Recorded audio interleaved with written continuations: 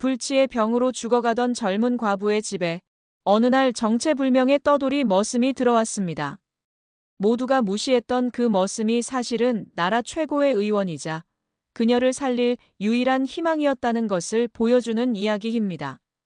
가을의 문턱, 바람끝이 서늘하게 살갗을 스치기 시작할 무렵, 경기도 외곽의 아담한 고을, 그 중에서도 가장 크고 위세당당한 기와집의 안방에는 계절의 변화조차 감지하지 못하는 한 여인이 죽은 듯 누워 있었다.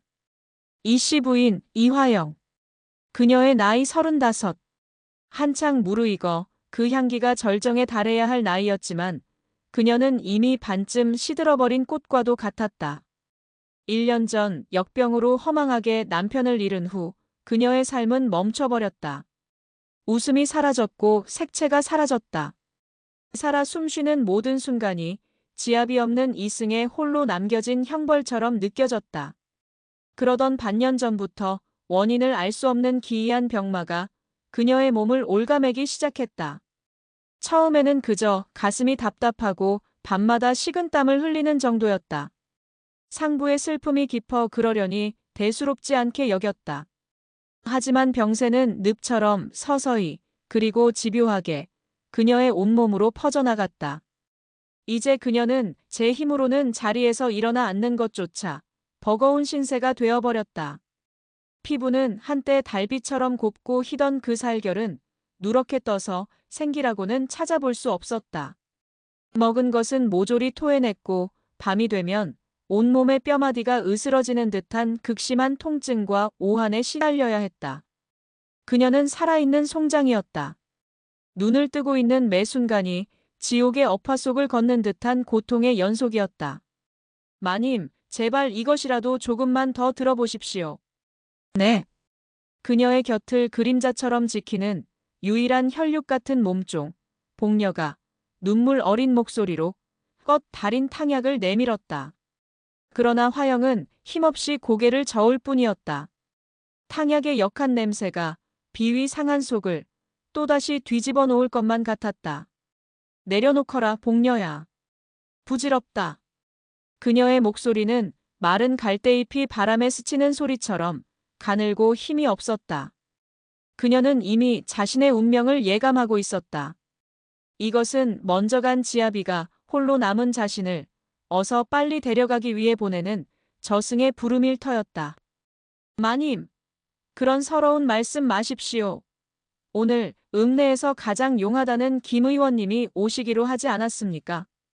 분명 마님의 병환을 단번에 씻은 듯 낫게 해주실 것입니다. 복녀의 목소리에는 간절한 희망이 서려 있었다. 김영달 의원. 그는 대대로 의술을 이어온 이 고을 최고의 명이었다.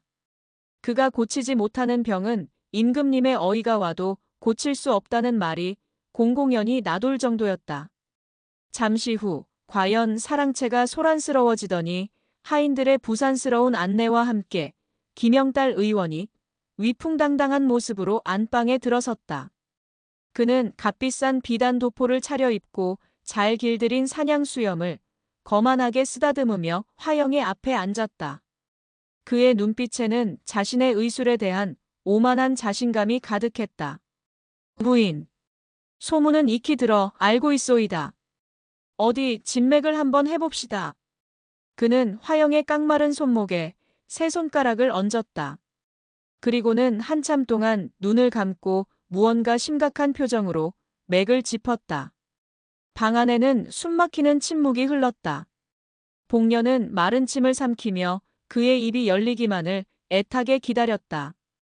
한참의 시간이 흐른 뒤 김영달은 깊은 한숨을 내쉬며 손을 거두었다. 그의 얼굴에 이전의 그 오만한 자신감 대신 당혹스러운 기색이 스쳐 지나갔다. 이상하구나. 맥이 이토록 미약하고 어지러우니 마치 안개 속을 헤매는 듯 그 근본을 종잡을 수가 없구나. 그는 자신의 명성에 흠집이라도 갈까 애써 태어난 척 헛기침을 하며 말을 이어갔다. 이는 필시 상심이 과하여 기의 흐름이 막히고 음양의 조화가 깨어진 탓이요. 내가 기를 보하고 마음을 안정시키는 특별한 탕약을 지어줄 터이니 꾸준히 복용해 보시오. 그의 진단은 이전의 의원들과 조금도 다를 바가 없었다. 뜬구름 잡는 하나 마나 한 소리. 복녀의 얼굴에 실망의 빛이 역력히 떠올랐다. 화영은 힘없이 쓴웃음을 지었다. 마음의 병이라. 그녀는 알고 있었다. 자신의 병이 단순히 마음의 병만은 아니라는 것을. 그녀의 몸속 어딘가에서 정체 모를 무언가가 뿌리를 내리고 그녀의 생명력을 조금씩 갉아먹고 있다는 것을. 김영딸은 자신의 무능을 감추려는 듯 서둘러 약재의 이름을 은조리며 처방전을 써내려갔다. 그리고는 두둑한 약값을 챙겨 바람처럼 사라졌다. 그가 떠난 뒤 안방에는 더 깊은 절망의 그림자가 내려앉았다. 마지막 희망이었던 김 의원마저 뾰족한 수를 내지 못했으니 이제 그녀에게 남은 것은 죽음뿐인 듯했다. 화영은 창밖을 바라보았다. 어느새 붉은 저녁 노을이 서쪽 하늘을 물들이고 있었다. 저 노을이 지고 다시 밤이 찾아오면 어김없이 지옥 같은 고통이 그녀를 찾아올 터였다. 그녀는 조용히 눈을 감았다. 꺼져가는 등불. 그녀의 생명은 그렇게 가을밤의 스산한 바람 속에서 위태롭게 흔들리고 있었다. 그날 밤 세상은 분노한 신의 포효처럼 울부짖었다. 가을의 시작을 알리는 거센 폭풍우가 온 마을을 집어삼킬 듯 휘몰아쳤다. 나뭇가지가 부러져 나가는 소리, 기왓장이 뜯겨나가는 소리. 그 모든 소음의 한복판에서 이화영은 지독한 오한과 싸우고 있었다. 솜니부를 몇 겹이나 덮었지만 추위는 뼛속까지 파고드는 듯했다. 마님, 마님, 정신 좀 차려보십시오. 복녀는 울면서 그녀의 손발을 필사적으로 주물렀다. 화영의 몸은 얼음장처럼 차가웠고 숨소리는 금방이라도 끊어질 듯 미약했다. 김 의원이 지어준 탕약은 아무런 효험도 없었다. 오히려 병세는 더욱 악화된 듯했다. 바로 그때였다. 쾅! 쾅! 쾅! 폭풍우 소리를 뚫고 굳게 닫힌 대문이 미친 듯이 울리기 시작했다. 복녀는 화들짝 놀라 고개를 들었다. 이 미친 밤중에 대체 누구란 말인가? 행여 흉악한 도적이라도 든 것이 아닐까? 그게 누구냐? 사랑채에서 잠자던 머슴들이 몽둥이를 들고 소리쳤다. 하지만 문을 두드리는 소리는 멈추지 않았다. 오히려 더욱 절박하고 다급해졌다. 문 좀 열어주시오. 사람이 죽어갑니다. 빗소리에 섞여 희미하게 여인의 비명 같은 목소리가 들려왔다. 머슴들은 망설이다가 조심스럽게 대문의 빗장을 열었다. 그리고 그들의 눈에 들어온 것은 믿을 수 없는 광경이었다. 문 앞에는 비에 흠뻑 젖은 한 젊은 사내가 쓰러져 있었다. 그의 등에는 피를 흘리고 있는 늙은 노인이 엎여 있었다. 노인은 이미 의식이 없는 듯했다. 사내는 흙과 피로 온통 범벅이 된 채 간신히 숨을 몰아쉬고 있었다. 그의 눈빛은 촛불처럼 위태롭게 흔들리고 있었다. 살려주시오.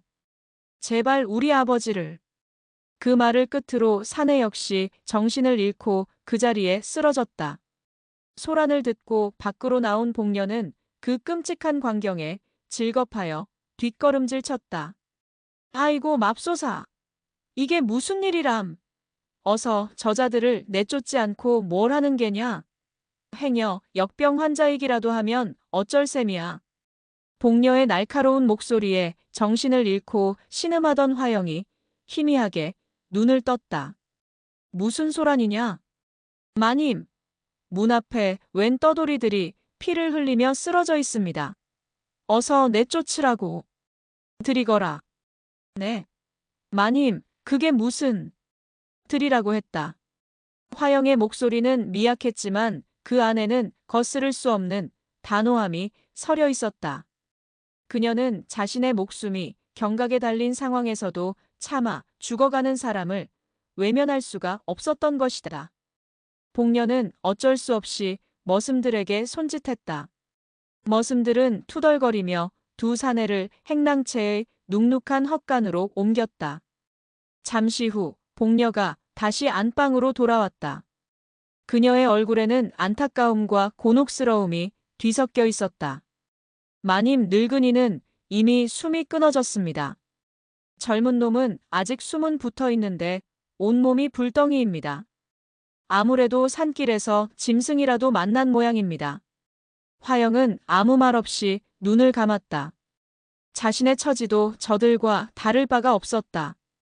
죽음의 문턱에서 외롭게 떨고 있는 가련한 영혼들. 따뜻한 물수건으로 몸이라도 닦아주어라.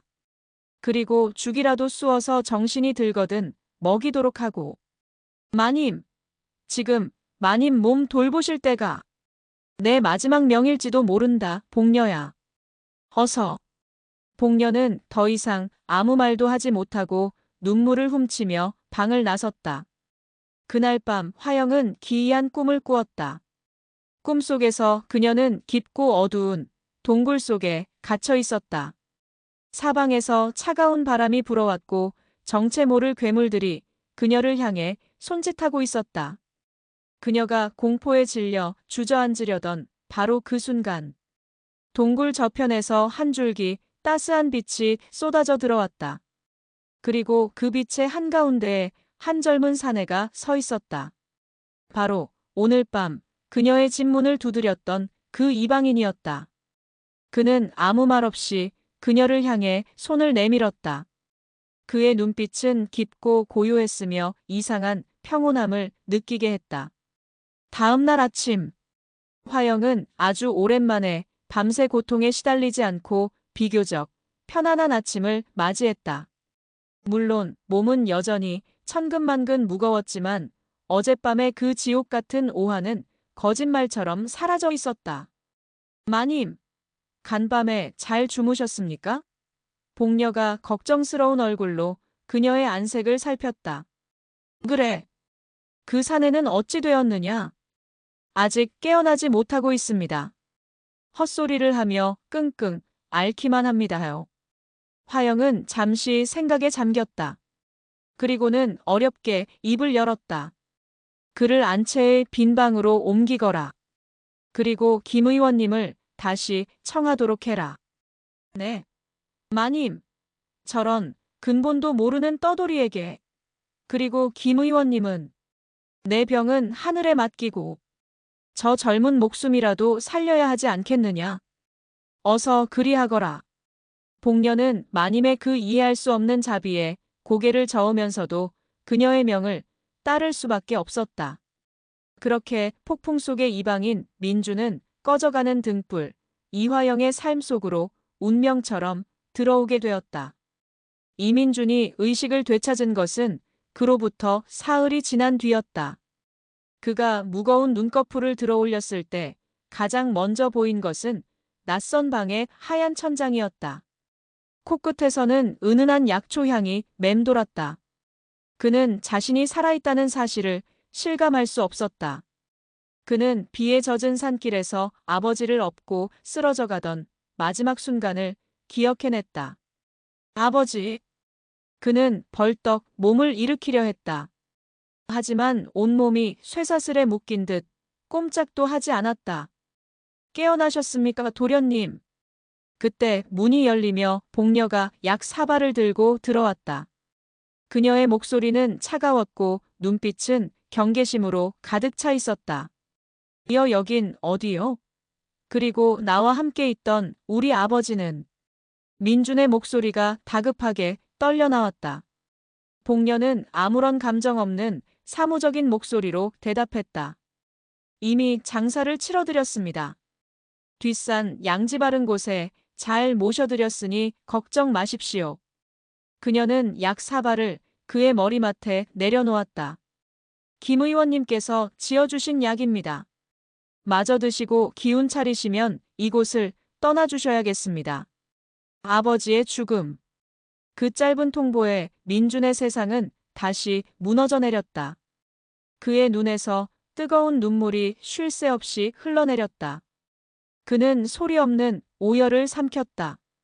그는 복녀가 가져다주는 죽과 약으로 며칠을 더 연명했다. 몸은 조금씩 회복되었지만 그의 마음은 깊은 슬픔의 늪에서 헤어나오지 못했다. 그는 자신의 신세를 한탄했다. 그는 본래 한양의 이름난 의원 집안의 자손이었다.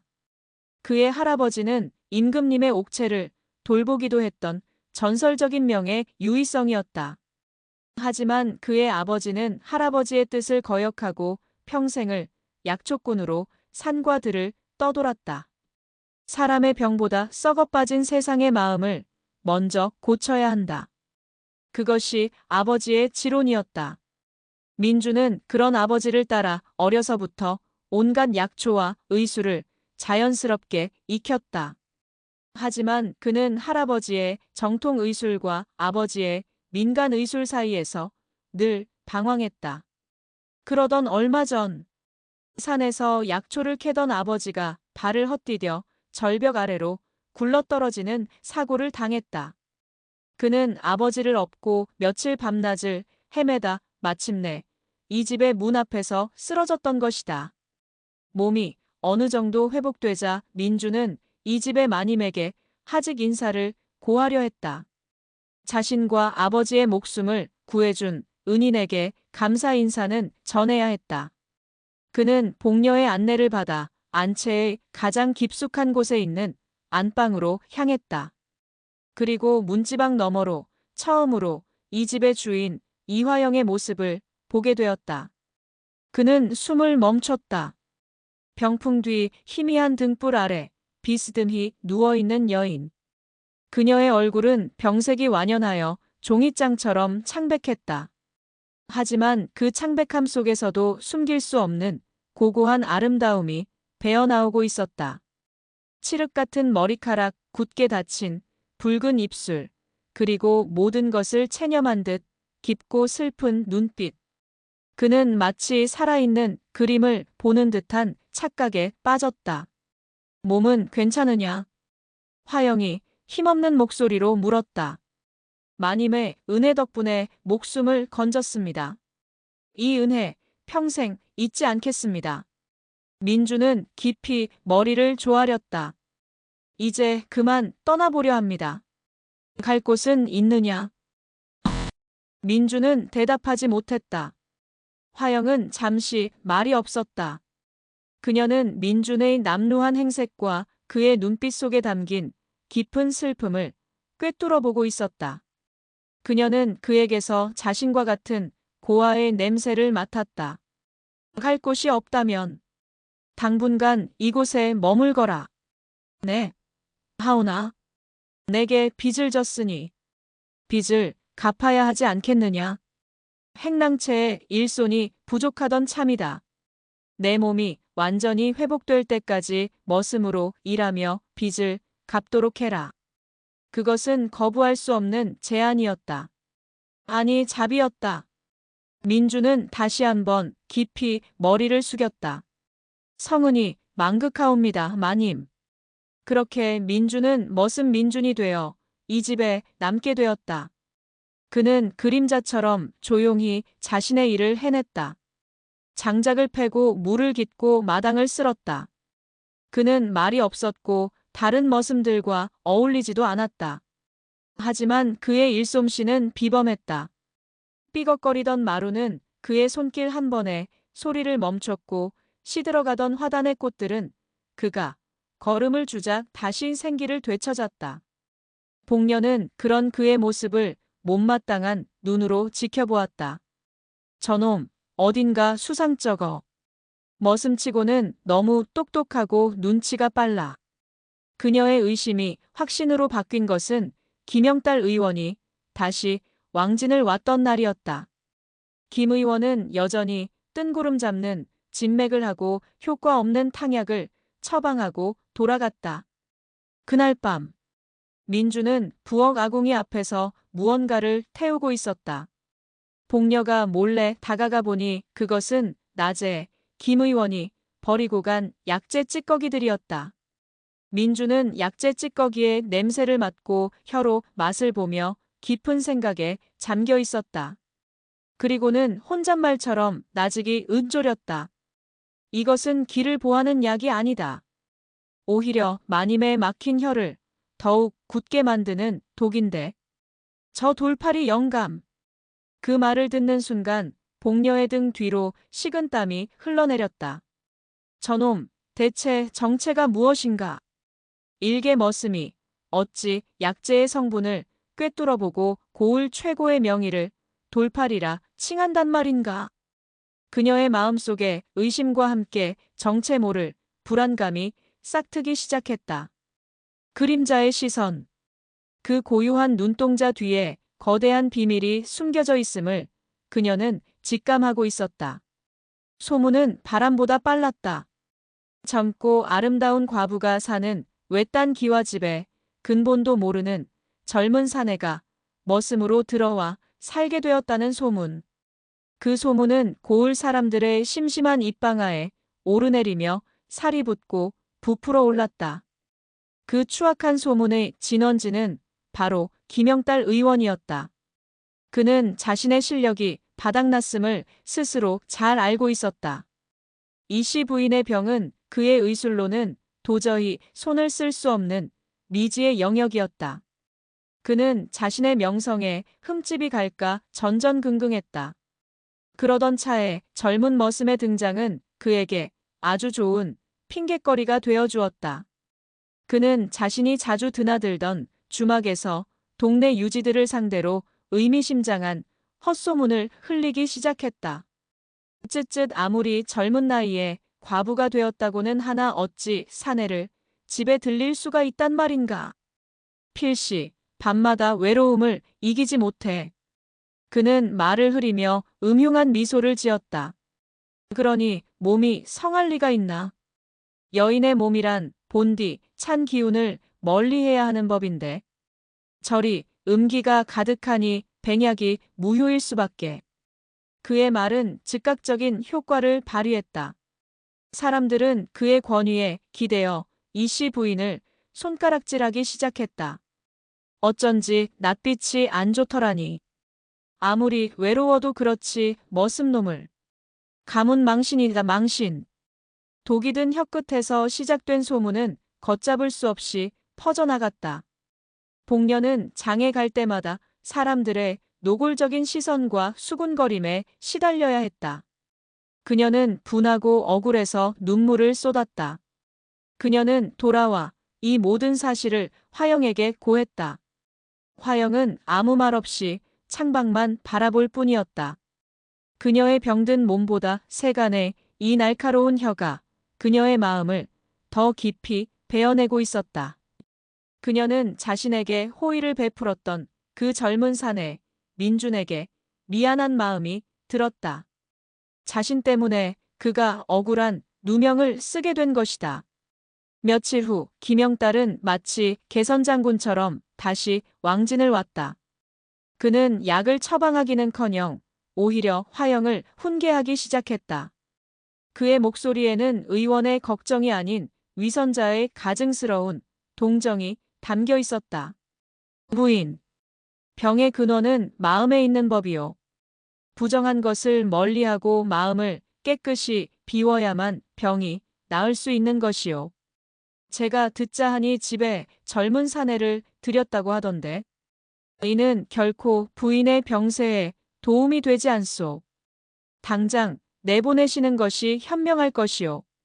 그의 뻔뻔한 말에 화영의 얼굴이 차갑게 굳어졌다. 의원님, 의원님께서는 제 몸을 고치러 오신 겁니까? 아니면 제 행실을 꾸짖으러 오신 겁니까? 허허, 그게 무슨 말씀이시오? 나 부인을 걱정하여. 제 몸과 마음의 주인은 접니다. 의원님께서는 의원님의 본분만 다하시면 될 것입니다.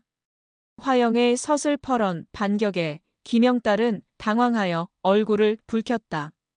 그는 감히 여인이 자신에게 대든다는 사실에 모욕감을 느꼈다. 그는 분을 사귀지 못한 채 자리에서 일어섰다. 좋소.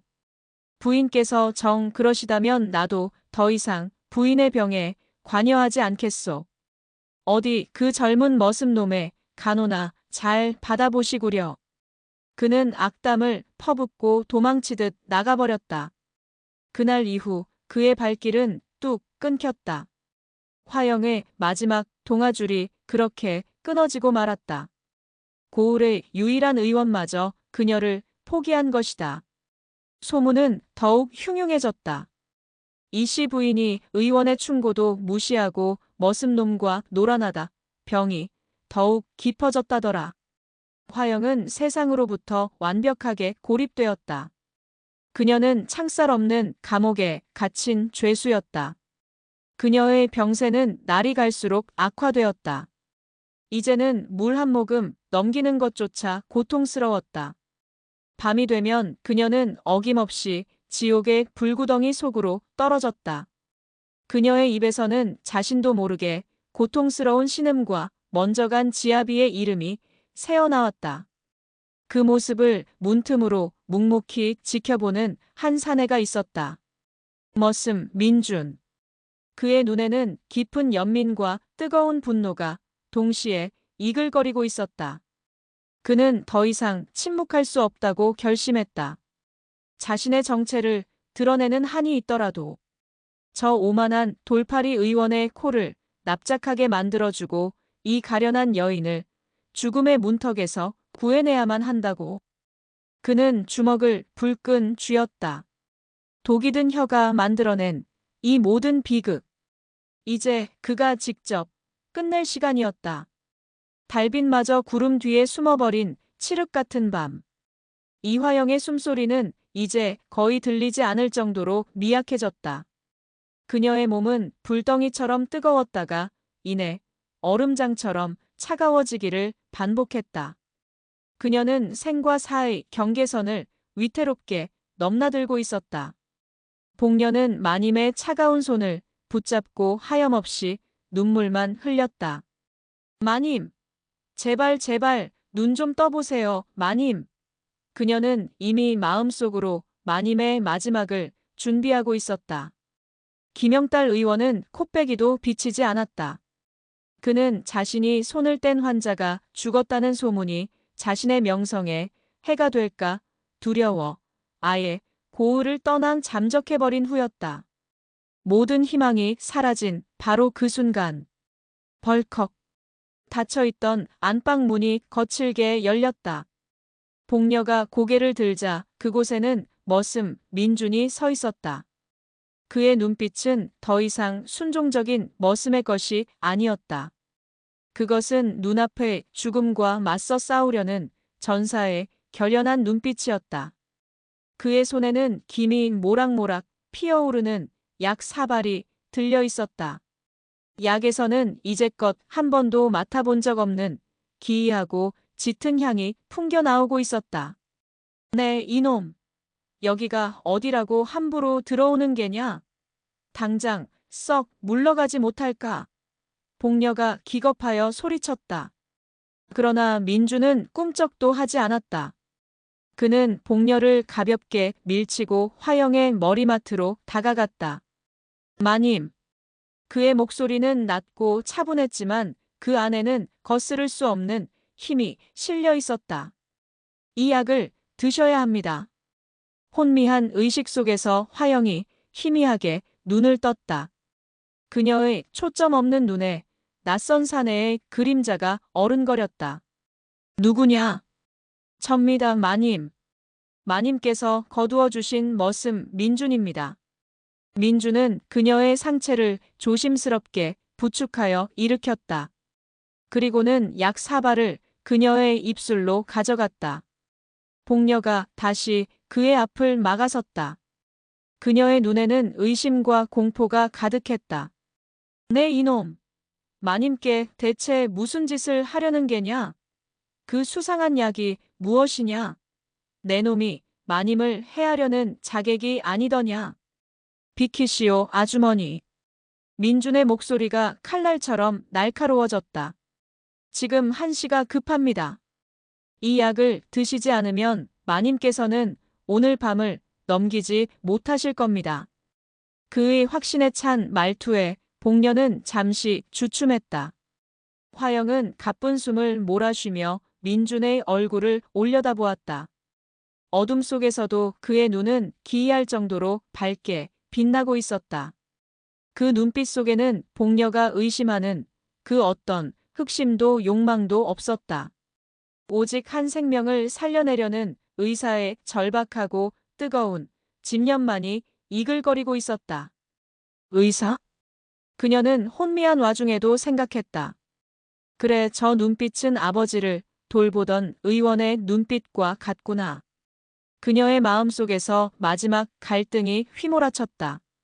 이 약을 마셔야 하는가? 이 정체 모를 사내를 믿어야 하는가? 만약 이 약이 독이라면 이대로 고통 없이 죽는 것이 더 나을지도 모른다. 하지만 만약 이 약이 진짜 약이라면 그녀는 살고 싶었다. 지긋지긋한 병마의 고통 속에서도 그녀는 단 한순간도 삶의 끈을 놓지 않았었다. 그녀는 결심했다. 그녀는 복녀를 눈짓으로 물렸다. 그리고는 떨리는 손으로 약 4발을 받아들었다. 마님, 안 됩니다. 복녀의 비명에도 아랑곳하지 않고 그녀는 눈을 질끈 감았다. 그리고는 사약이라도 들이켜듯 그 쓰고 역한 검은 액체를 단숨에 목구멍으로 털어넣었다. 약이 식도를 타고 위장으로 흘러들어가는 그 순간 그녀의 온몸에 마치 불길이 번져나가는 듯한 뜨거운 기운이 솟구쳤다. 그녀는 비명을 지를 틈도 없이 그대로 정신을 잃고 뒤로 넘어갔다. 마님! 복녀의 처절한 절규가 어두운 방 안에 울려 퍼졌다. 민주는 미동도 없이 쓰러진 화영을 그저 묵묵히 내려다볼 뿐이었다. 어둠 속의 약한 사발. 그것은 구원의 성배였을까? 아니면 파멸의 독배였을까? 운명의 밤은 그렇게 깊어가고 있었다. 그날 밤 이화영의 안방은 폭풍의 눈처럼 고요하고도 긴장감이 넘쳤다. 마님의 비명과 함께 모든 것이 멎었다. 복녀는 새하얗게 질린 얼굴로 미동도 없이 쓰러진 마님의 코끝에 떨리는 손을 가져다 대었다. 숨이 느껴지지 않았다. 마님! 복녀의 입에서 절규에 가까운 비명이 터져나왔다. 내 이놈! 내 이 살인자 놈! 내 놈이 끝내 우리 마님을! 그녀는 이성을 잃고 곁에 있던 촛대를 들어 민준을 향해 달려들었다. 그러나 민준은 꿈쩍도 하지 않았다. 그는 복녀의 팔을 가볍지만 단호하게 제압했다. 그의 눈은 오직 쓰러진 화영에게만 고정되어 있었다. 아직 끝난 게 아니오. 그는 품 안에서 작은 천주머니를 꺼냈다. 그 안에는 크기와 길이가 다른 수십 개의 은침이 번쩍이고 있었다. 그는 귀신 같은 손놀림으로 침 하나를 뽑아들어 촛불에 소독했다. 그리고는 망설임 없이 화영의 인당 혈에 깊숙이 꽂아 넣었다. 복녀는 기겁하여 그 광경을 지켜보았다. 침술까지 저놈은 대체. 민준의 손이 보이지 않는 속도로 움직이기 시작했다. 그의 손끝을 떠난 은침들이 정확하게 화영의 백회, 태충, 합곡 등 온몸의 혈 자리를 파고들었다. 그의 이마에는 구슬 같은 땀방울이 맺혀 있었다. 그의 모든 정신이 손끝의 침 하나하나에 집중되어 있었다. 얼마나 시간이 흘렀을까? 칠흑 같은 어둠이 서서히 옅어지기 시작하고 창호지 너머로 희미한 새벽의 여명이 비쳐 들어올 무렵 커허 죽은 듯 누워있던 화영의 입에서 거친 기침 소리가 터져나왔다. 그리고 그녀의 입가로 검고 끈적한 피덩어리가 울컥 쏟아져 나왔다. 피에서는 지독한 악취가 풍겨나왔다. 마님! 복녀가 놀라 그녀에게 달려갔다. 민주는 그제야 안도의 한숨을 길게 내쉬었다. 그는 비틀거리며 벽에 몸을 기댔다. 지난밤 그의 모든 기력이 소진된 듯했다. 몸 안에 모든 독이 빠져나온 것이요. 이제 고비는 넘겼소. 그의 말이 끝나기 무섭게 화영의 거칠었던 숨소리가 서서히 잦아들기 시작했다. 불덩이 같았던 이마의 열기도 거짓말처럼 가라앉았다. 그녀는 마치 오랜 악몽에서 깨어난 어린아이처럼 깊고 평온한 잠에 빠져들었다. 복녀는 자신의 눈앞에서 벌어진 기적과도 같은 일을 도저히 믿을 수가 없었다. 그녀는 잠든 마님의 얼굴과 지쳐 쓰러진 민준의 얼굴을 번갈아 쳐다보았다. 그녀의 마음속에서 의심과 경계심이 서서히 녹아내리고 그 자리에 경외감과 알 수 없는 미안함이 싹트기 시작했다. 그날 아침 화영은 지난 반년 만에 처음으로 맑은 정신으로 눈을 떴다. 온몸을 짓누르던 지긋지긋한 통증이 사라져 있었다. 뱃속을 뒤틀던 역한 기운도 느껴지지 않았다. 그녀는 자신의 손을 들어 눈앞에 가져다 대었다. 여전히 깡마르고 핏기가 없었지만 분명히 자신의 의지대로 움직이고 있었다. 그녀는 살아났다. 마님, 정신이 드십니까? 복녀가 울면서 그녀의 손을 잡았다. 화영은 희미하게 미소를 지었다. 그리고는 나직이 물었다. 그 사내는 민준이는 어디 있느냐? 새벽의 기적. 그것은 한 여인의 새로운 삶의 시작이자 또 다른 거대한 파란의 시작을 알리고 있었다. 이씨 부인이 죽음의 문턱에서 기적처럼 살아 돌아왔다는 소문은 날개 돋친 듯 온 마을로 퍼져나갔다. 사람들은 처음에는 그 소문을 믿지 않았다. 고을 최고의 명의인 김영달 의원조차 포기한 병환이 어찌 하룻밤 사이에 씻은 듯 나을 수 있단 말인가. 하지만 며칠 뒤 자신의 두 발로 마당을 거닐고 햇볕을 쬐는 이화영의 모습이 사람들의 눈에 목격되면서 소문은 걷잡을 수 없는 확신이 되어 번져나갔다. 소문의 중심에는 자연스럽게 머슴 민준이 자리 잡게 되었다. 글쎄 그 집에 새로 들어온 젊은 머슴놈이 신통한 재주를 부렸다지 뭐야. 무슨 귀신 같은 비방을 썼다더군. 마님의 몸에서 검은 피를 한 바가지나 쏟아내게 만들었다지. 혹 산신령이 보낸 사람이 아닐까? 사람들의 입방아 속에서 민주는 하루아침에 평범한 떠돌이에서 신비로운 능력을 지닌 기인으로 둔갑하고 있었다. 이 모든 소문이 잠적했던 김영달 의원의 귀에 들어가지 않을 리 없었다. 그는 자신의 체면 때문에 며칠간 옆 고을에 숨어 지내던 참이었다. 이씨 부인이 곧 죽을 것이라 확신했던 그는 자신의 오진이 묻히기만을 기다리고 있었다. 그런데 죽었어야 할 환자가 살아 돌아왔다니. 그것도 일개의 머슴놈의 손에 의해. 그의 첫 번째 감정은 불신이었다. 그리고 그 불신은 이내 걷잡을 수 없는 질투와 분노로 변해갔다. 감히 근본도 모르는 머슴놈 따위가 나의 명성에 흠집을 내. 그는 자신의 무능이 만천하에 드러날 것이라는 공포에 휩싸였다. 그는 이대로 가만히 앉아서 당할 수만은 없다고 생각했다. 민준을 짓밟아야만 했다. 그의 기적을 사기로 요술로 만들어야만 자신이 살 수 있었다. 그는 음흉한 미소를 지으며 마을로 돌아왔다. 그리고는 자신이 이전에 직접 뿌려놓았던 추악한 소문을 다시 이용하기로 마음먹었다. 그는 주막에서 사람들을 모아놓고 능숙한 거짓말을 늘어놓기 시작했다. 그의 목소리에는 의원의 권위와 걱정이 교묘하게 섞여 있었다. 여러분, 내가 의원으로서 차마 양심상 그냥 넘어갈 수가 없어 이리 말하는 것이오. 이씨 부인의 병이 나은 것은 결코 기적이 아니오.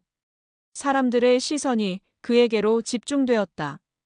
그 젊은 머슴놈은 필시 부정한 주술을 쓰는 자일 것이오.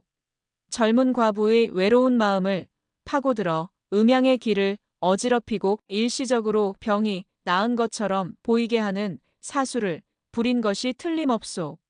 그런 부정한 기운에 오래 노출되면 결국 온몸의 전기가 빨리게 되어 이전보다 더 끔찍한 죽음을 맞이하게 될 것이오. 그의 말은 너무나도 그럴듯했다. 사람들은 그의 현란한 말솜씨에 넘어가 고개를 끄덕이기 시작했다. 미지의 것에 대한 인간의 원초적인 공포가 그들의 이성을 마비시켰다. 김영달은 여기서 멈추지 않았다. 그는 마을에서 가장 입이 싸고 가난한 몇몇 자폐들을 돈으로 매수했다. 그리고는 그들에게 거짓 증언을 하도록 사주했다. 내가 똑똑히 봤다니까. 그 머슴놈이 밤중에 담을 넘어 마님의 안방으로 기어들어가는 것을. 맞아. 나도 봤어. 두 사람이 방 안에서 부둥켜 안고 낯뜨거운 짓을 하는 소리를 내 귀로 똑똑히 들었단 말이야. 거짓 증언은 걷잡을 수 없는 확신이 되어 퍼져나갔다. 민주는 은혜도 모르는 파렴치한 놈이 되었고 이화영은 젊은 놈과 놀아나다 정신이 나간 요부가 되어버렸다. 독사의 질투 어린 혀끝에서 시작된 이 모든 광기. 그것은 이제 두 사람의 목을 조여오는 거대한 올가미가 되어가고 있었다. 김영달은 자신의 계획이 완벽하게 성공하고 있음을 직감하며 서늘한 미소를 지었다. 마을이 추악한 소문으로 들끓고 있는 동안에도 이화영의 기와집 안에는 아주 짧고 평화로운 봄날이 찾아와 있었다. 화영의 몸은 날이 갈수록 빠르게 회복되었다. 민주는 매일 그녀를 위해 정성껏 약선 음식을 만들어 올렸다. 그가 만든 음식은 맛이 담백하면서도 기운을 돋우는 신비한 힘이 있었다. 화영은 지난 반년 만에 처음으로 음식의 참맛을 느끼며 깨끗이 그릇을 비워냈다. 몸에 기운이 돌자 그녀의 잿빛 얼굴에도 서서히 화색이 돌아오기 시작했다. 그녀는 복녀의 부축을 받아 마당으로 산책을 나섰다. 가을 햇살이 따스하게 그녀의 뺨을 어루만졌다. 그녀는 자신이 살아있다는 평범한 사실에 눈물이 날 정도로 감격했다. 그녀의 시선은 자연스럽게 마당 한 구석에서 묵묵히 장작을 패고 있는 민준에게로 향했다. 넓은 어깨, 다부진 등. 땀 흘리는 그의 모습은 그 어떤 화려한 비단옷을 입은 양반보다도 더 늠름하고 믿음직스러워 보였다. 그녀는 자신도 모르게 그에게로 다가갔다. 고맙다. 화영이 나직이 말했다. 민주는 하던 일을 멈추고 그녀를 향해 몸을 돌렸다. 그리고는 아무 말 없이 그저 옅은 미소를 지어 보일 뿐이었다. 너는 어찌 그런 신통한 의술을 가지고 있는 것이냐? 너의 정체가 무엇인지 물어도 되겠느냐? 화영의 조심스러운 물음에 민주는 잠시 먼 산을 바라보았다. 그의 눈빛에 깊은 슬픔의 그늘이 스쳐 지나갔다. 저는 그저 산과 들을 떠돌며 약초를 캐던 미천한 놈일 뿐입니다. 제가 아는 것은 모두 돌아가신 제 아버지께 어깨너머로 배운 보잘것없는 재주일 뿐입니다. 그는 여전히 자신의 진짜 신분을 숨기고 있었다. 화영은 그가 무언가 깊은 사연을 감추고 있음을 직감했지만 더 이상 묻지 않았다. 그것이 자신을 구해준 은인에 대한 예의라 생각했다. 두 사람은 한동안 말이 없었다. 그저 나란히 서서 맑고 푸른 가을 하늘을 올려다볼 뿐이었다. 그 어색하지만 편안한 침묵 속에서 두 사람의 마음 속에는 이전에 느껴보지 못했던 기묘한 감정의 싹이 트고 있었다. 그것은 남녀 간의 연정이 아니었다. 자신과 똑같이 세상에 홀로 남겨진 영혼에 대한 깊은 동질감과 연민이었다. 마님의 병은 아직 완전히 나은 것이 아닙니다. 민준이 침묵을 깨고 말했다. 몸 안의 독은 모두 빠져나왔으나 병의 뿌리가 아직 남아 있습니다. 그 뿌리는 약으로만은 고칠 수가 없습니다. 그럼 어찌해야 하느냐? 웃으셔야 합니다. 웃어? 네. 마음속에 맺힌 응어리를 풀고 진심으로 웃으셔야 합니다. 억지 웃음이 아닌 살아있음에 감사하는 진짜 웃음말이옵니다. 그것이야말로 최고의 약입니다. 그의 진솔한 말에 화영은 자신도 모르게 피식하고 웃음을 터뜨렸다. 너는 참으로 별난 의원이구나. 그것은 그녀가 남편을 잃은 후 처음으로 지어 보인 진짜 웃음이었다. 그녀의 웃음소리에 마당에 시들었던 국화꽃이 다시 피어나는 듯했다. 하지만 그 찰나의 평화로운 봄날은 오래가지 못했다. 복녀가 흙먼지를 뒤집어 쓴 채 헐레벌떡 안으로 뛰어들어왔다. 그녀의 얼굴은 공포와 분노로 하얗게 질려 있었다. 마님, 큰일 났습니다. 지금 온 고을에 마님과 저 민준이 놈에 대한 흉측한 소문이. 복녀는 차마 입에 담지 못할 그 추악한 소문의 내용을 울면서 쏟아냈다. 화영의 얼굴에서 웃음기가 싹 가셨다. 그녀의 마음속에 피어났던 작은 봄의 싹이 차가운 서리에 무참히 짓밟히는 순간이었다. 이화영의 분노는 하늘을 찔렀다. 그녀는 자신에 대한 모욕은 참을 수 있었다. 하지만 자신의 목숨을 구해준 은인 민준이 자신 때문에 파렴치한 놈으로 매도당하는 것은 결코 용납할 수 없었다. 복녀야, 당장 가마를 대령하거라. 관하로 갈 것이다. 네. 마님, 지금 제정신이십니까? 몸도 성치 않으신데. 가서 이 모든 추악한 소문의 근원지를 밝히고 저들의 더러운 혀를 뽑아버릴 것이다. 화영의 서슬퍼런 기세에 복녀는 더 이상 그녀를 말릴 수가 없었다. 하지만 그녀의 분노가 관아에 닿기도 전에 관아의 칼날이 먼저 그녀의 집을 덮쳤다.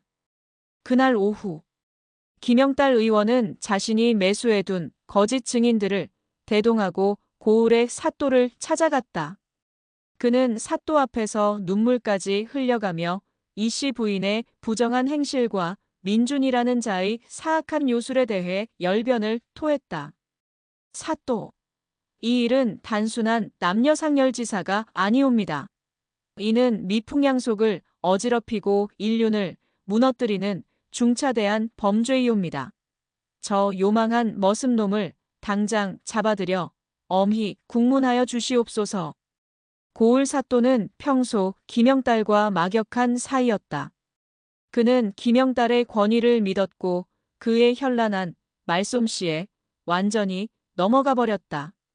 그는 그 자리에서 민준에 대한 체포령을 내렸다. 여봐라. 당장 포졸들을 보내 이씨 집안의 머슴 민준을 간통과 사수를 부린 죄로 잡아들이도록 하라.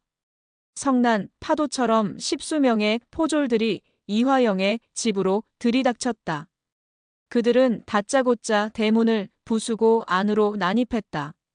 죄인 민준은 어서 밖으로 나오라. 마당에서 장작을 패고 있던 민준은 갑작스러운 포졸들의 난입에 잠시 당황했지만 이내 모든 것을 체념한 듯 담담한 표정으로 도끼를 내려놓았다. 그는 올 것이 왔다고 생각하는 듯 했다. 안 돼. 이 사람을 데려가지 마시오. 화영이 방 안에서 뛰쳐나와 포졸들의 앞을 막아섰다. 이 사람은 죄가 없소. 모든 것은 오해요. 하지만 포졸들은 그녀의 말을 들으려 하지 않았다. 포도대장이 그녀를 거칠게 밀쳐냈다. 마님께서는 빠지시오. 공무집행, 방해죄까지 추가되고 싶지 않으시다면. 민준아! 화영의 절박한 비명에도 아랑곳 없이 포졸들은 민준의 두 팔을 뒤로 꺾어 굵은 오라 밧줄로 꽁꽁 묶었다. 그리고는 짐승처럼 거칠게 그를 끌고 가기 시작했다. 민주는 끌려가면서도 단 한 번도 저항하거나 변명하지 않았다. 그는 그저 마지막으로 화영을 향해 돌아보았다. 그리고는 아주 희미하게 미소를 지어 보였다. 그 미소는 마치 걱정하지 마십시오. 모든 것이 제 뜻대로 되어가고 있습니다. 라고 말하는 듯 했다. 화영은 그 알 수 없는 미소의 의미를 헤아릴 수가 없었다. 그녀는 그저 흙바닥에 주저앉아 멀어져가는 그의 뒷모습을 망연자실하게 바라볼 뿐이었다. 자신이 베푼 작은 친절이 그를 죽음의 구렁텅이로 몰아넣었다는 끔찍한 죄책감에 휩싸여 덫은 그렇게 놓아졌다. 가장 잔인하고 완벽한 형태로. 관아의 뜰은 구경 나온 마을 사람들로 인산인해를 이루고 있었다. 사람들은 곧 펼쳐질 자극적인 재판을 기대하며 저마다 흥분된 목소리로 수군거리고 있었다. 뜰 한가운데 민주는 죄인의 신분으로 무릎을 꿇고 있었다. 그의 등 뒤에는 간통이라는 죄목이 적힌 푯말이 세워져 있었다. 사또가 위험 있는 목소리로 재판의 시작을 알렸다. 고발인 김영달 의원이 단상 위로 올라섰다. 그는 자신이 얼마나 이씨 부인의 건강을 염려했는지, 그리고 민준이라는 자가 나타난 이후로 모든 것이 어떻게 잘못되었는지를 유려한 말솜씨로 늘어놓았다. 그의 거짓 증언에 매수된 증인들이 힘을 보탰다. 소인이 똑똑히 보았음입지요. 저놈이 밤마다 마님의 처소에 드는 것을 맞사옵니다. 사또. 두 사람이 부둥켜 안고 웃는 소리를 소인도 들었음입지요. 거짓이 진실을 집어삼키는 순간이었다. 사또의 얼굴이 엄하게 굳어졌다. 그는 민준을 향해 불호령을 내렸다. 네 이놈. 내 놈의 죄가 하늘을 찌르거늘. 어찌 고개를 뻣뻣이 들고 있느냐. 내 놈의 죄를 내 놈이 알렸다. 민주는 그럼에도 묵묵부답 입을 열지 않았다. 그의 침묵은 모든 것을 인정하는 것처럼 보였다. 사또는 더욱 노하여 형을 집행하려 했다. 여봐라. 저놈의 주리를 틀어. 바로 그 순간이었다. 멈추시오 사또. 관아의 문이 활짝 열리며 한 여인이 기품 있는 걸음으로 들어섰다. 이화영이었다. 그녀는 병색이라고는 찾아볼 수 없는 완벽하게 회복된 모습이었다. 곱게 빗어넘긴 머리, 단아한 비취색 한복. 그녀의 등장에 뜰 안에 모든 사람들이 숨을 죽였다. 부부인께서는 어인 일이시오. 사또가 당황하여 물었다. 이 재판의 증인으로 섰소이다. 화영은 단상 위로 올라서서 민준의 곁에 섰다. 그녀는 모여든 사람들을 향해 카랑카랑한 목소리로 외쳤다. 이 사람은 죄인이 아니오. 이 사람은 죽어가던 나의 목숨을 구해준 은인이오. 여러분들이 입에 담는 그 모든 추악한 소문은 모두 거짓이오. 그녀는 민준이 자신을 어떻게 간호했는지, 그리고 그의 인품이 얼마나 고결한지를 열변을 토했다. 하지만 사람들의 시선은 싸늘했다. 그들은 요망한 계집이 정부를 감싸고 도는구나라며 혀를 찰 뿐이었다. 사또 역시 마찬가지였다. 부인. 그만하시오. 부인께서는 필시 저자의 사술에 홀린 것이오. 여봐라. 어서 저자에게. 사또가 형을 명하려는 마지막 순간. 지금까지 굳게 입을 다물고 있던 민준이 마침내 입을 열었다. 그는 천천히 고개를 들었다. 그의 눈빛은 더 이상 순종적인 머슴의 눈빛이 아니었다. 그것은 세상을 꿰뚫어보는 현자의 눈빛이었고 모든 것을 심판하는 왕의 눈빛이었다. 그의 시선이 고발석에 서 있는 김영달에게 향했다. 나는 그의 나직하지만 뜰 안의 모든 사람의 심장을 멎게 만드는 압도적인 목소리가 울려 퍼졌다. 나는 그저 떠돌이 민준이 아니다. 그는 자리에서 천천히 일어섰다. 포박당한 죄인의 몸이었지만 그 기세는 마치 용좌에 앉은 임금과도 같았다. 나의 이름은 유민준. 어의를 지내신 나의 할아버님 해민서 유희성의 유일한 손자다. 그 이름이 나오는 순간 김영딸의 얼굴이 잿빛으로 변해갔다. 그리고 너. 민준의 차가운 시선이 김영딸의 심장을 꿰뚫었다. 너는 의원이 아니다. 너는 사람의 탈을 쓴 살인자다. 거짓의 법정. 그 한복판에서 가장 위대하고도 통쾌한 반격의 서막이 그렇게 오르고 있었다. 너는 의원이 아니다. 너는 사람의 탈을 쓴 살인자다. 민준의 그 서늘한 선언은 얼음 송곳이 되어 관아뜰에 모인 모든 사람들의 심장을 꿰뚫었다. 장내는 물을 끼얹은 듯 조용해졌다.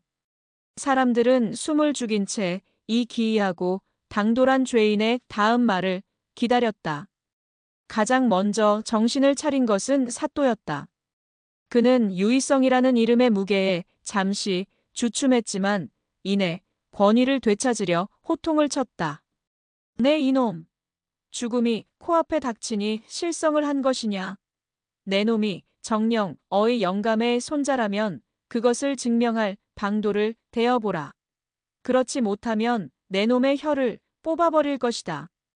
김영딸 역시 잿빛이 된 얼굴로 발악하듯 소리쳤다. 맞사옵니다, 사또. 저놈은 사기꾼이옵니다. 감히 역대 최고의 명의이신 유희성 대감의 이름을 팔아 자신의 죄를 덮으려는 파렴치한 놈이옵니다. 민주는 그 모든 소란 속에서도 미동도 하지 않았다. 그는 오직 김영딸만을 꿰뚫어 볼 듯이 응시하고 있었다. 증명. 민준이 나직이 읊조렸다. 좋소. 내가 증명해 보이리다. 그는 천천히 고개를 돌려 자신의 곁에 서 있는 이화영을 바라보았다. 그의 눈빛은 한없이 부드러워졌다.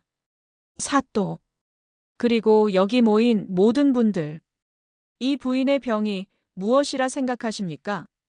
저 김영딸이라는 자는 상심이 과하여 생긴 마음의 병이라 하였고 또 저잣거리에 무지한 자들은 젊은 과부가 음욕을 이기지 못해 생긴 부정한 병이라 하였습니다. 그의 말에 몇몇 사람들은 뜨끔하여 헛기침을 했다. 모두 틀렸습니다. 민준의 목소리가 단호하게 뜰 안을 울렸다. 마님의 병은 음한지독입니다. 세상의 가장 차갑고 음한 기운을 가진 독초의 독이 몸 안에 아주 천천히 그리고 깊숙이 스며들어 혈맥을 막고 양기를 갉아먹는 희귀하고도 무서운 병이란 말입니다. 음한지독. 생전 처음 들어보는 병명이었다. 사람들이 웅성거리기 시작했다. 김영딸의 얼굴이 경악으로 일그러졌다. 민주는 말을 이어갔다. 이 독은 그 증세가 상사병이나 우울증과 흡사하여 웬만한 의원들은 그 근본을 찾아내지 못합니다. 특히 김영딸 당신처럼 맥의 겉 흐름만을 짚을 줄 아는 돌팔이에게는 결코 보이지 않는 병이지. 당신이 길을 보한다며 처방했던 그 모든 차가운 성질의 약재들은 오히려 독의 음한 기운을 더욱 키워 마님의 목숨을 재촉하는 독약이난 다름없었소. 내가 어찌 당신을 살인자라 부르지 않을 수 있겠소. 그의 논리정연하고 날카로운 진단에 김영딸은 아무런 반박도 하지 못했다. 그는 자신이 처방했던 약재의 성질을 떠올리며 사색이 되어갔다. 민주는 거기서 멈추지 않았다. 그는 이번에는 김영딸을 정면으로 가리켰다. 그의 눈빛은 이제 한치의 자비도 없는 심판관의 눈빛이었다. 어디 그뿐인 줄 아시오? 내가 당신의 병도 한번 짚어볼까? 뭐시? 당신의 얼굴은 늘 상기되어 붉은 빛을 띠고 목소리는 쓸데없이 높고 급하며 눈은 질투와 시기로 늘 충혈되어 있어. 잠을 깊이 자지 못하고 작은 일에도 쉽게 분노를 터뜨리지. 이는 간의 화기가 머리끝까지 치솟아 정신을 어지럽히는 간화상충의 전형적인 증세다. 의원이 자신의 마음병 하나 다스리지 못해 온몸이 화기로 들끓고 있으니 어찌 타인의 차가운 병을 들여다볼 수 있겠는가. 그의 신들린 듯한 진단은 김영달의 오장육부를 발가벗겨 만천하에 드러내는 가장 잔인한 해부였다. 김영달은 자신의 모든 비밀을 들킨 사람처럼 온몸을 부들부들 떨었다. 민주는 마지막으로 사또를 향해 고개를 돌렸다. 사또, 저 김영달이라는 자의 집을 수색해 보시오. 그의 약재 창고 가장 깊숙한 곳에 내가 말한 음한지독을 일으키는 그 독초가 숨겨져 있을 것이오. 그는 자신의 무능을 덮기 위해 이 모든 일을 꾸민 것이오. 마님을 자신의 손으로 죽게 만든 뒤 그 죄를 나에게 뒤집어 씌우려 한 것이란 말이오. 민준의 그 서슬퍼런 외침에 사또의 얼굴이 마침내 굳어졌다. 그는 더 이상 이 기이한 사내의 말을 미친놈의 헛소리로 치부할 수가 없었다. 그의 말에는 거짓으로는 도저히 흉내낼 수 없는 압도적인 확신과 진실의 힘이 담겨 있었다. 여봐라. 당장 김영달의 집을 수색하도록 하라. 천재의 진단. 그것은 거짓과 위선으로 쌓아올린 모든 성벽을 단숨에 허물어뜨리는 가장 강력한 창이었다. 사또의 명이 떨어지기가 무섭게 포졸들이 김영달의 집으로 달려갔다. 김영달은 다리에 힘이 풀린 듯 그 자리에 주저앉아 넋이 나간 표정으로 중얼거렸다. 아니다. 나는 모르는 일이다.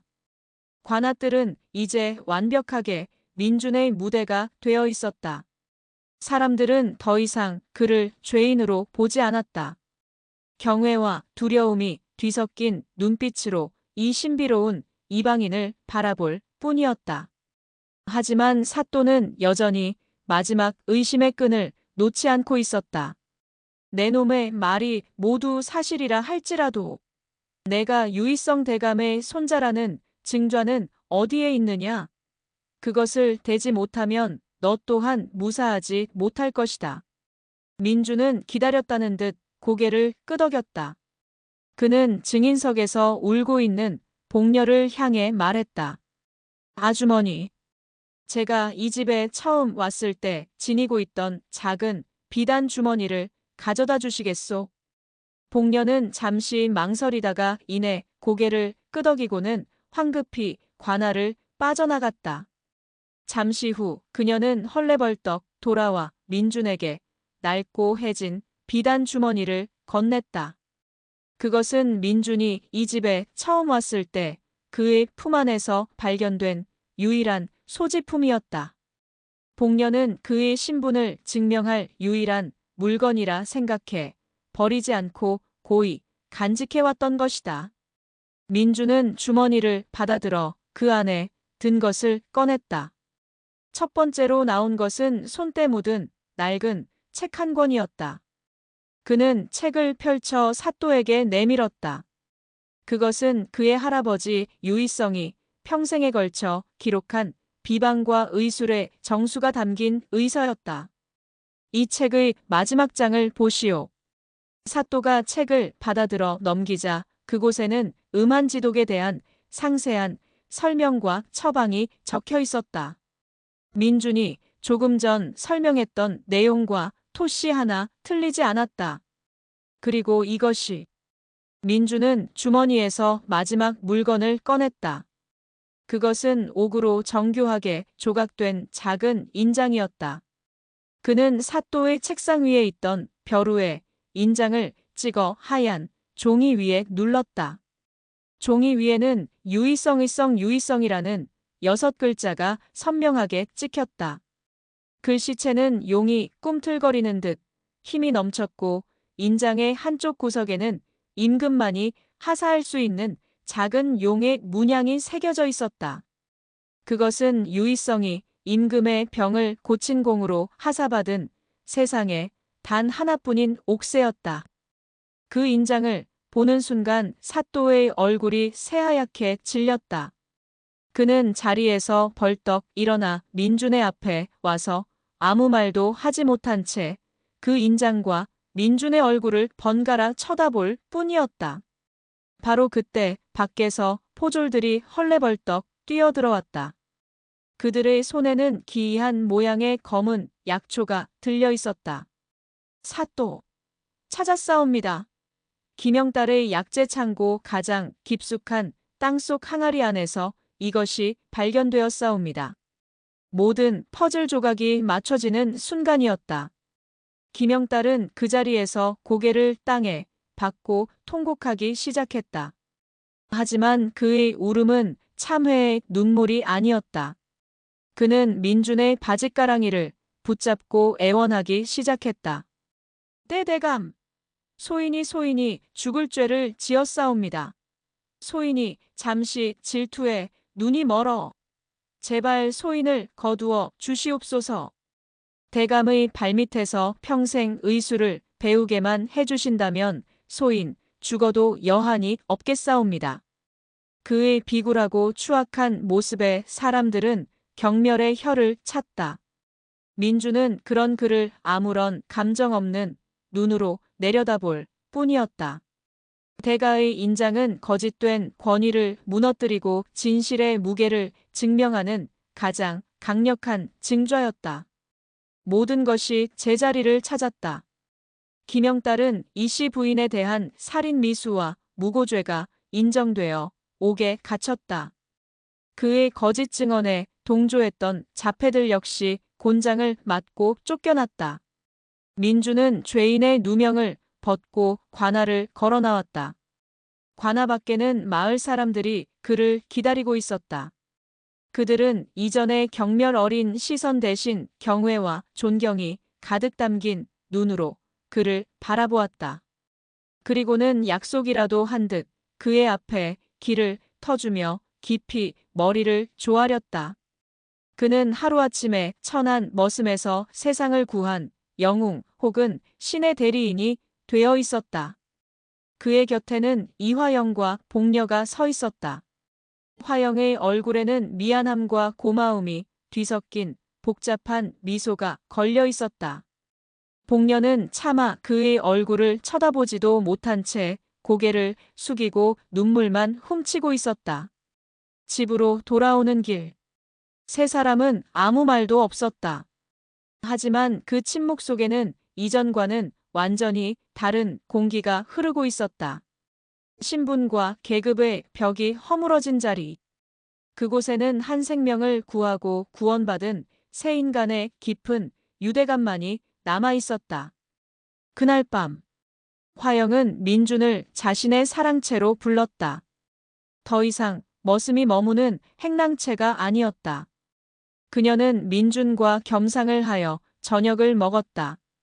식사를 마친 뒤 그녀는 처음으로 진심을 담아 그에게 물었다.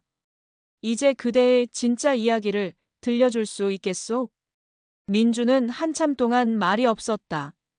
그리고는 자신의 아픈 과거를 조용히 털어놓았다. 전설적인 명의였던 할아버지의 그늘 아래에서 늘 부담감에 시달려야 했던 어린 시절. 사람의 목숨보다 의원의 명예를 더 중시했던 할아버지에 대한 반발심. 그리고 그런 할아버지를 떠나 평생을 가난한 약초꾼으로 살았던 아버지에 대한 원망과 그리움. 저는 도망치고 있었습니다. 민준의 목소리가 나직이 잠겨 있었다. 의원이라는 운명으로부터 사람을 살려야 한다는 그 무거운 책임감으로부터. 저는 그저 평범한 약초꾼의 아들로 자유롭게 살고 싶었을 뿐입니다. 하지만 그의 시선이 화영에게 향했다. 마님을 뵙고 마님의 그 깊은 고통을 보고 저는 깨달았습니다. 제가 평생을 외면하려 했던 이 운명이 어쩌면 저 같은 놈에게 하늘이 내린 유일한 존재의 이유일지도 모른다는 것을 마님께서 저를 구해주신 겁니다. 그의 진솔한 고백에 화영의 눈가에 이슬이 맺혔다. 그녀는 깨달았다. 자신 또한 그에게 구원받았음을. 며칠 후 민주는 마을 한가운데 버려져 있던 낡은 초가집을 수리하여 작은 의원을 열었다. 간판도 없었다. 그는 그곳에서 돈이 없는 가난한 사람들을 무료로 치료해주기 시작했다. 아버지의 유지를 잇기로 결심한 것이다. 그리고 그의 첫 번째 조수는 놀랍게도 옥에서 풀려난 김영딸이었다. 그는 모든 것을 잃었지만 민준의 압도적인 의술 앞에서 자신의 오만함을 깨닫고 진심으로 개과천선했다. 그는 매일 민준의 곁에서 허드레질을 도맡아 하며 처음부터 다시 의술을 배우기 시작했다. 복녀는 매일같이 의원으로 음식을 날랐고 화영은 자신의 곳간을 열어 약재와 의원 운영에 필요한 모든 것을 아낌없이 지원했다. 그렇게 상처 입은 영혼들이 모여 새로운 시작을 함께하고 있었다.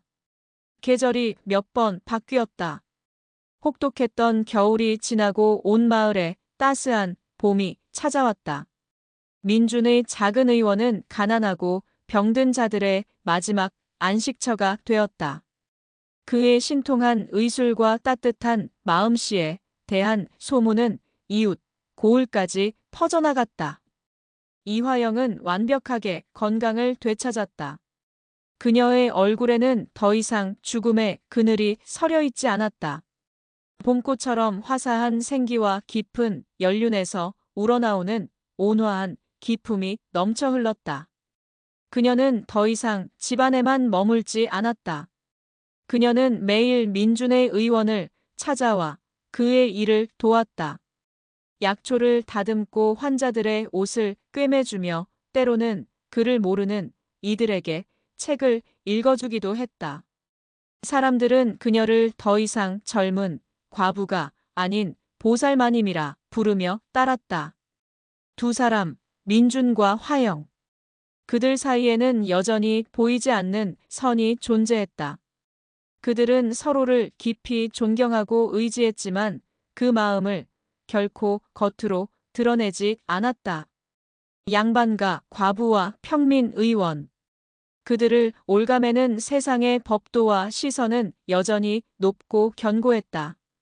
하지만 그들의 눈빛은 속일 수가 없었다. 약초를 건네주다 스치는 손끝의 미세한 떨림. 먼 발치에서 서로를 바라보는 애틋한 시선. 그들의 마음은 이미 말없이 서로에게 닿아 있었다. 복녀는 그런 두 사람의 모습을 안타까운 마음으로 지켜보았다. 저리 서로를 마음에 품고 있으면서 쯧쯧 저 답답한 양반들. 어느 달 밝은 봄날 밤이었다. 의원의 일이 모두 끝나고 민주는 화영을 집까지 바래다 주었다. 두 사람은 꽃이 만발한 돌담길을 나란히 걸었다. 밤 공기 속에는 달콤한 아카시아 향기가 가득했다. 돌담 너머로 활짝 핀 탐스러운 작약꽃이 달빛 아래 교태를 뽐내고 있었다. 참으로 곱구나. 화영이 나직이 말했다. 민주는 아무 말 없이 담장 너머로 손을 뻗어 가장 크고 아름다운 작약꽃 한 송이를 꺾었다. 그리고는 수줍게 그녀에게 내밀었다. 마님을 닮았습니다. 그 한마디. 그가 처음으로 그녀에게 전한 진심이었다. 화영의 두 뺨이 작약꽃처럼 붉게 물들었다. 그녀는 떨리는 손으로 꽃을 받아들었다. 그 순간 그의 손끝이 그녀의 손끝에 스쳤다. 짜릿한 전율이 그녀의 온몸을 휘감았다. 두 사람은 한참 동안 아무 말 없이 서로를 바라보았다. 수만 가지 언어가 그들의 눈빛 속에서 오고 갔다. 고맙소. 나 또한 그렇소. 그들은 알고 있었다. 그들의 사랑은 결코 세상의 축복을 받을 수 없을지도 모른다는 것을. 하지만 상관없었다. 서로의 마음속에 영원히 지지 않는 꽃 한 송이를 피워낸 것. 그것만으로도 충분했다. 민주는 그녀를 향해 깊이 허리를 숙여 예를 표하고는 어둠 속으로 돌아섰다. 화영은 그의 뒷모습이 완전히 사라질 때까지 그 자리에서 움직이지 못했다. 그녀의 손에는 달빛을 머금은 작약꽃이 별처럼 빛나고 있었다. 말없이 피어난 꽃. 그들의 가슴 시리고 애틋한 인연은 그렇게 봄밤 속에서 깊어가고 있었다. 두 사람의 가슴 떨리는 봄밤이 지나고 몇 달의 시간이 평화롭게 흘러갔다. 민준의 작은 의원은 나날이 번창했고 이화영의 얼굴에는 하루도 웃음이 마를 날이 없었다. 두 사람은 여전히 서로에게 존대를 하고 거리를 두었지만 그들의 눈빛과 몸짓 하나하나에는 서로를 향한 깊은 연정이 숨길 수 없이 묻어나오고 있었다. 하지만 그 평화는 오래가지 못했다. 어느 맑은 여름날, 고을 전체를 뒤흔드는 거대한 행차가 이화영의 기와집을 찾아왔다. 한양에서 내려온 수십 명의 장정들이 끄는 화려한 가마. 그리고 그 가마에서 내린 사람은 바로 화영의 죽은 남편의 친형이자 당대 최고의 권세가 중 한 명인 이조판서 박원철 대감이었다. 그는 자신의 재수씨가 남편의 상을 치른 지 얼마 되지도 않아 근본도 모르는 머슴놈과 놀아나고 있다는 흉흉한 소문을 전해 듣고 가문의 명예를 바로잡기 위해 한 걸음에 달려온 것이다. 박원철은 대청마루에 거만하게 앉아 화영을 꾸짖기 시작했다. 그의 목소리는 얼음처럼 차가웠다. 재수씨, 어찌 이 지경이 되도록 가문을 욕보일 수가 있소. 당장 그 천한 머슴놈을 내치고 내가 정해주는 양반가와 재가를 하든지 아니면 머리를 깎고 절로 들어가 평생 죽은 지아비의 너클 기리며 살아가시오. 이 이상 우리 박씨 가문의 명예에 먹칠을 하는 것은 용납할 수 없소. 그의 강압적인 태도에 화영의 얼굴이 하얗게 굳어졌다. 하지만 그녀는 더 이상 예전의 나약한 여인이 아니었다. 아주버님, 제가 누구와 어울리고 제 남은 인생을 어떻게 살아갈지는 제가 결정할 일이옵니다. 아주버님께서 이리 왈가왈부하실 권리는 없다고 사료되옵니다. 무엇이? 이 요망한 것이. 박원철은 버럭 소리를 질렀다. 바로 그때 왕진을 마치고 돌아온 민준이 마당으로 들어섰다. 박원철의 날카로운 시선이 그에게로 향했다. 내 놈이로구나. 감히 양반과 과부를 홀려 신분 상승을 꾀하려 한 그 발칙한 놈이. 그는 민준을 잡아들이라는 듯 눈짓했다. 하지만 민준은 조금의 동요도 없이 그의 앞에 다가와 꼿꼿이 허리를 폈다. 대감, 소인 민준이라 하옵니다. 마님을 홀린 적도 신분 상승을 꾀한 적도 없사옵니다. 소인은 그저 의원으로서 죽어가는 환자를 살렸을 뿐이며 한 사내로서 제가 존경하는 분을 연모하고 있을 뿐입니다. 그의 당당한 태도에 박원철은 더욱 노했다. 그는 비단 주머니에서 묵직한 돈주머니를 꺼내 그의 발치에 던졌다. 이 돈을 가지고 당장 이 고을을 떠나거라. 다시는 내 재수씨의 눈앞에 나타나지 않는다면 내 놈의 목숨만은 살려주마. 민주는 바닥에 떨어진 돈주머니를 차갑게 내려다보았다. 그리고는 피식 웃었다. 대감, 세상에는 돈으로 살 수 없는 것도 있는 법입니다. 마님을 향한 저의 연모는 대감의 천만금과도 바꿀 수 없는 것입니다. 네, 이놈이 끝까지. 박원철이 칼을 빼들려는 찰나 멈추십시오, 아주버님. 화영의 카랑카랑한 목소리가 집안 전체를 울렸다. 그녀는 어느새 두 사람의 앞을 막아서고 있었다. 그녀의 눈빛은 더 이상 슬픔에 잠긴 과부의 눈빛이 아니었다. 자신의 사랑과 삶을 지키기 위해 모든 것을 내던질 준비가 된 여왕의 눈빛이었다. 그녀는 다음 날 고을의 모든 유지들과 백성들을 자신의 집 앞마당으로 불러 모았다. 그리고 그 모든 사람들이 지켜보는 앞에서 폭탄과도 같은 선언을 했다. 나 이화영은 오늘부로 남편의 가문인 박씨 집안과의 모든 인연을 끊을 것을 선언하오. 사람들이 경악하여 웅성거렸다. 또한 나의 모든 재산을 이 고을의 가난하고 병든 백성들을 위해 내놓을 것이오.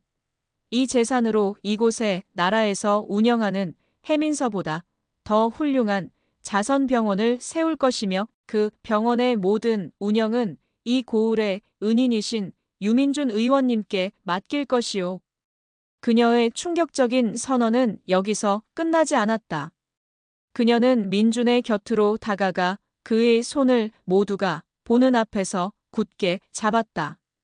그리고 나 이화영은 남은 나의 모든 생을 유민준 의원님의 동반자이자 후원자로서 그분의 숭고한 인수를 돕고 백성들을 섬기며 살아갈 것이오. 이것이 내가 선택한 나의 삶이오. 그것은 혼인이 아니었다. 하지만 그 어떤 혼인 서약보다도 더 굳고 아름다운 약속이었다. 그녀는 낡은 시대의 관습과 법도를 가장 지혜롭고 고결한 방식으로 뛰어넘은 것이다. 박원철 대감은 그녀의 당당하고 압도적인 기세에 아무 말도 하지 못하고 굴욕적으로 돌아설 수밖에 없었다. 그녀가 버린 것은 재산과 낡은 신분이었지만 그녀가 얻은 것은 사랑과 자신의 온전한 삶, 그 자체였다. 세월이 흘렀다. 고을에는 화영의 약속대로 크고 훌륭한 병원이 세워졌다. 병원의 이름은 화민원. 두 사람의 이름에서 한 글자씩을 따온 것이었다. 화민원은 가난하고 병든 모든 이들에게 활짝 열려있는 희망의 상징이 되었다. 민주는 조선 팔도에서 가장 존경받는 의원이 되었고 화영은 그의 곁에서 가장 지혜로운 동반자이자 그림자처럼 그를 도왔다. 두 사람은 혼례를 올리지는 않았지만 세상 그 어떤 부부보다도 더 깊이 서로를 사랑하고 아끼며 평생을 함께했다. 사람들은 그들의 아름다운 사랑 이야기를 노래처럼 읊조리며 오랫동안 기억했다. 천한 머슴이 나라를 구한 명의가 되고 깊은 슬픔에 잠겨있던 과부가 백성을 보살피는 보살이 되었다는 전설 같은 이야기.